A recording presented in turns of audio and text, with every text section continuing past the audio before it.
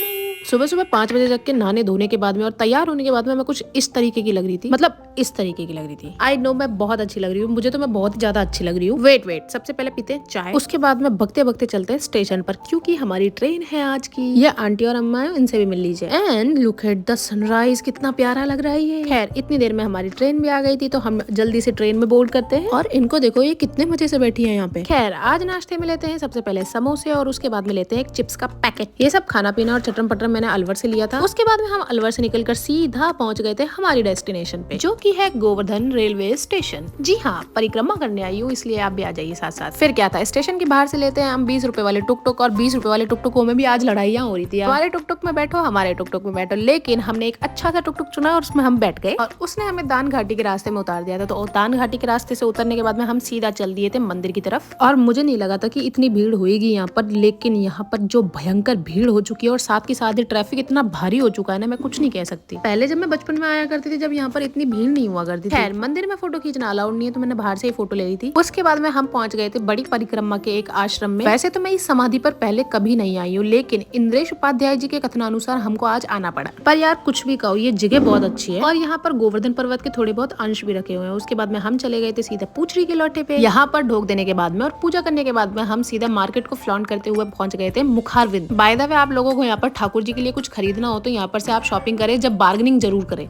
बड़े मुंह फाड़ के पैसे मांगते हैं ये लोग। मैं सिर्फ संकेत दे रही थी, आगे आपका काम है, आपको क्या करना है। जैसे ही हम मुखारविंद पहुंचे, वहाँ पर हो रही थी एक बड़ी भव्य पूजा। इसके चक्कर में हमें 15 मिनट का इंतजार करना पड़ा, और जैसे ही इंतजार खत्म हुआ तो दूध चढ़ा के हम सीधा चले गए थे श्रीनाथ जी के दर्शन करने। बड़ी परिक्रमा मार्ग में ही श्रीनाथ जी के दर्शन होते हैं वैसे तो, और जहाँ पर मुखारविंद जी का मंदिर है उसके बगल में से ये रास्ता निकल रहा है श्रीनाथ जी का। उसके लिए आपको पहले इस सीधे पहाड़ पर चढ़ना पड़ेगा, उसके बाद में ये आपको मंदिर के नजारे मिलेंगे देखने को। दर्शन के बाद में नोटिस किया मैंने कि मंदिर इतना भी बुरा नहीं है, बहुत सुंदर है यार। उसके बाद में गिरते पड़ते हम पहुंच गए थे राधा कुंड। बचपन से देखती आ रही हूँ यार, यहाँ पर अभी तक भीड़ खत्म नहीं हुई है कभी। तो गाइस राधा कुंड पहुंच गए फाइनली।